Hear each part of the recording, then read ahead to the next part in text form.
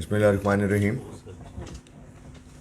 मोहतरम जनाब मियाँ नासिर हयात मकबू साहब, सदर federation Pakistan chamber of commerce, मेरे भाई ख्वाजा शाहजेब साहब, senior vice president, former president Anjum Nisar साहब, फॉर्मर प्रेसिडेंट मियाँ मोहम्मद अली साहब, फॉर्मर प्रेसिडेंट इनफार इकबाल शेख साहब, senior vice president executive committee मेम्बरान, ख़वातीन व हज़रात, अस्सलाम वालेकुम। मैं मियाँ नासिर हयात मकबू साहब, सदर federation of chamber of Pakistan and industry का लाहौर चैम्बर और कॉमर्स तशरीफ़ लाने पर तहे दिल से शुक्रिया अदा करता हूँ। मियाँ साहब, मैं अपनी और अपने तमाम मेम्बरान की जानिब से आपको federation of chamber of commerce की सदारत का अहम मनसब मिलने पर मुबारकबाद देता हूँ। मैं बिजनेसमैन पैनल की क़यादत और तमाम उम्मीदवारों को FPCCI के सालाना इलेक्शन में दूसरी मरतबा शानदार कामयाबी हासिल करने पर दिली मुबारकबाद पेश करता हूँ। हम अज़्म करते हैं कि मकबू साहब की क़यादत में कारोबारी बरादरी के मसाइल को उजागर करने और इनकी फौरी हल के लिए तमाम तर वसाइल बरूए कार लाएंगे और हुकूमत से जिस हद तक मुमकिन हो मौजूदा मुश्किल माशी सूरत हाल में हर मुमकिन रियायत हासिल करने की कोशिश करेंगे। कोरोना वायरस ने जहां ज़िंदगी के तमाम शोबा जात को बेहद मुतासिर किया है, वहीं हमारी मईशत की शक्ल भी बदल कर रख दी है। 2019-20 में हमारे GDP ग्रोथ -0.4 रहा, जिसके असरात सनती शोबे पर इस तरह पड़े कि लार्ज स्केल मैन्युफैक्चरिंग ग्रोथ -7.8 तक चला गया। हमें अपने कारोबार को चलाने के लिए मौजूदा चैलेंजेस को मद्देनज़र रखते हुए नित नए तरीक़ों से आगे बढ़ना है। ऐसे कारोबार जो मौजूदा हालात में इंफॉर्मेशन टेक्नोलॉजी का सहारा लेकर अपने कारोबारी सरगर्मियाँ जारी रखे हुए हैं, इनके लिए आने वाले दिनों में सर्वाइव करना आसान होगा। आपकी मौजूदगी का फ़ायदा उठाते हुए मैं चंद अहम नकात आपके साथ शेयर करना चाहता हूँ, जिन पर तमाम चैम्बर्स ऑफ कॉमर्स को मिलकर काम करने की ज़रूरत है। तमाम चैम्बर्स ऑफ कॉमर्स अपने तौर पर हुकूमत को हर साल बजट के हवाले से सिफारिशात और तजावीज़ पेश करते हैं। मेरी तजवीज़ ये है कि इस बार तमाम चैम्बर्स मिलकर तजावीज़ पेश करें ताकि हम हुकूमत से मुतालबा सहूलती साजगार पॉलिसी और साजी में ज़्यादा से ज़्यादा कामयाबी मिल सके। जिस तरह की सर अभी इस्लामाबाद चैम्बर में एक कॉन्फ्रेंस हुई थी जिसमें तकरीबन कोई 20 के करीब सदूर थे सारे चैम्बर्स के, बाकी कुछ लोग ऑनलाइन थे। वहाँ पे हमने यही बात की कि हम मिलके एक प्रपोज़ल बनाएंगे और जो हम कॉमर्स मिनिस्टर साहब, फाइनेंस मिनिस्टर को देंगे, लेकिन हम मिलके जाके हम प्राइम मिनिस्टर साहब को भी वही बुकलेट बजट की पेश करेंगे। उसमें मैं चाहूँगा कि फेडरेशन भी हमारा साथ दे और फेडरेशन भी हमारे साथ हो, इसको लीड करे। कराची चैम्बर से ऑलरेडी वोरा साहब से तो मैं 2 महीने से मेरी R&D और उनकी R&D मिलके काम कर रही है, तो इंशाल्लाह हम मिलके ही पेपर तैयार कर रहे हैं और हम चाहेंगे कि फेडरेशन भी उसमें सारे चैम्बर्स का साथ दे और हम PM साहब को जाके ये बजट की जो हमारी है गुजारिशात वो पेश करें। सर, हमने हुकूमत पे जोर दिया है कि तमाम खाम माल जो मकामी तौर पर तैयार नहीं करते, इन पर कस्टम ड्यूटी सफ़र कर दी जाए।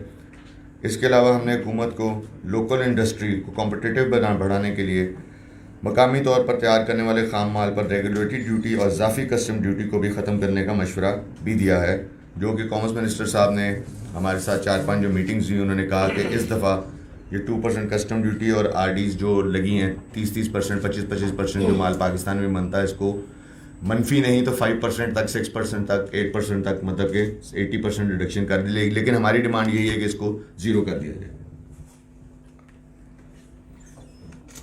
सर, एक बहुत बड़ा मसला सर एक्सपोर्टर्स को आ रहा है। जिस तरह शाहजेब भाई का, मेरा भी काम फार्मास्यूटिकल से है, इसके अलावा फूड टेक्सटाइल से रिलेटेड जितने भी लोग हैं सर, हम टेस्टिंग लैब्स का बहुत बड़ा मसला है पाकिस्तान में, लाहौर में ख़ास तौर पे। हमने जो भी चीज़ एक्सपोर्ट करनी है उसकी हमें टेस्टिंग और सर्टिफिकेशंस करानी है, जिसके लिए हमें अपने प्रोडक्ट्स को सैंपल्स बाहर भेजने पड़ते हैं, जिससे हमारा ज़र मुबादला भी बाहर जाता है। इसलिए EDF से हमारी गुजारिश है और आपके थ्रू भी गुजारिश करेंगे कि लाहौर की सराउंडिंग्स में between Lahore and Faisalabad somewhere हमें इस तरह की एक टेस्टिंग लैब चाहिए ताकि सर्टिफिकेशन हमारी आसानी से हों और हमारे मुल्क में ही हों, ताकि हम अपना माल एक्सपोर्ट कर सकें, बजाय कि हम अपने सैंपल्स बाहर भेजें और अपने डॉलर और पाउंड्स बाहर भेजें हज़ारों के लाखों की डॉलरों की तादाद में, और वो फॉरेन करेंसी भी आपकी बाहर जा रही है। तो ये सर एक बहुत ज़रूरी है और EDF के पास इसका फ़ंड भी है। सियालकोट में एक टेस्टिंग लैब बनी है पहली, तो हमारी गुजारिश है कि लाहौर में भी, शाहजेब आपके थ्रू भी, लाहौर फैसलाबाद के दरमियान, ताकि उसको लाहौर भी टच कर लेगा, शेखुपुरा भी, फैसलाबाद भी, गुजरांवाला भी, तो सबके लिए वो यूज़ हो जाएगी। इस तरह के एरिया में डेवलप कर दी जाए। सर एक और हमने उनसे गुजारिश की है, जो भी इंडस्ट्रियल स्टेट्स गवर्नमेंट बना रही है, जिसमें फिडमिक वालों से, काशिफ से भी मेरी बात हुई है, कि उसके अंदर ऑलरेडी एक जो इंडस्ट्रियल स्टेट बनी है उसमें सारी फैसिलिटेशन उनको देनी चाहिए, उसी में ही टेस्टिंग लैब होनी चाहिए, उसी में ही हॉस्पिटल होना चाहिए, उसी में ही वर्कर्स की कॉलोनीज होनी चाहिए, ताकि फिर उस इंडस्ट्रियल स्टेट का फ़ायदा है। जिस तरह कुछ लोग मुझे बता रहे थे कि जब उन्होंने फैक्ट्रियाँ लगाई इधर सुंदर साइड पे, तो शुरू में तो पहले 5 साल तो लेबर को बसों पे वो जहाँ से लेबर आती है उनको लेके जाते रहे। तो जो इंडस्ट्रियल स्कीम्स हैं उनके अंदर पूरा इंफ्रास्ट्रक्चर होना चाहिए, उनके अंदर पावर जनरेशन भी अपनी होनी चाहिए, और जो लैंड की कॉस्ट है ये बहुत बढ़ाते जा रहे हैं। अगर मैं किसी ने 20 एकड़ में लैंड लगाना है तो 40 करोड़ रुपए की ज़मीन अगर ख़रीदेगा तो वो इंडस्ट्री क्या लगाएगा।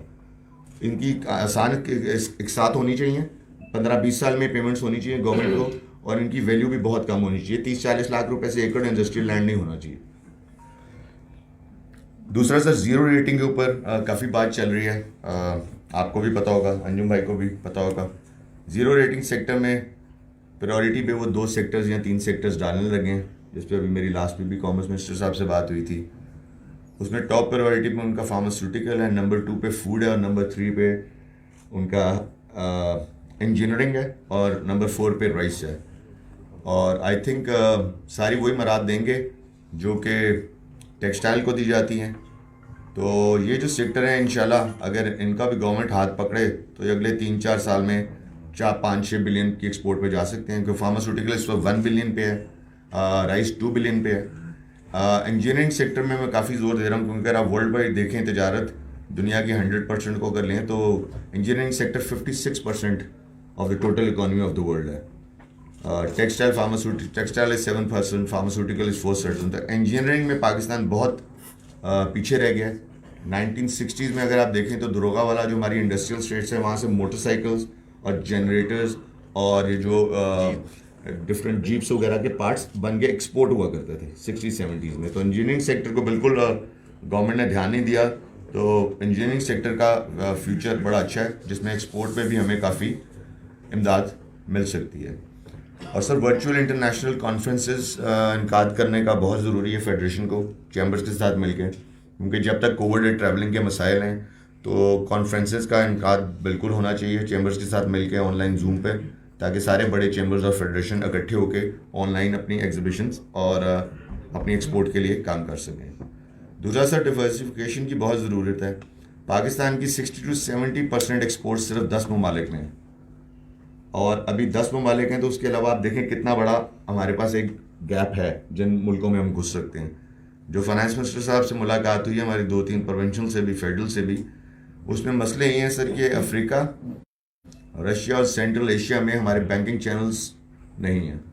We need to improve our banking channels, क्योंकि पेमेंट्स जो रिवर्ट होके आती हैं हमें दुबई से या न्यूयॉर्क से, वो फिर हमारी एक्चुअल एक्सपोर्ट्स में नहीं शो होती। तो we need to improve our banking channels in central Asia, Russia and Africa. उस पर मेरे ख्याल में MCB probably is going into Africa, जो मेरी बात हुई है। बाकी अभी किसी बैंक ने एज सच बात नहीं की, लेकिन MCB आई थिंक इस साल के एंड में अफ्रीका में अपनी पहली ब्रांचेस खोल रहे हैं, या उनके बैंक यहाँ के ब्रांचेस खोलें, जो भी बिजनेसमैन को सर सहूलत मिल सकती है उसके लिए।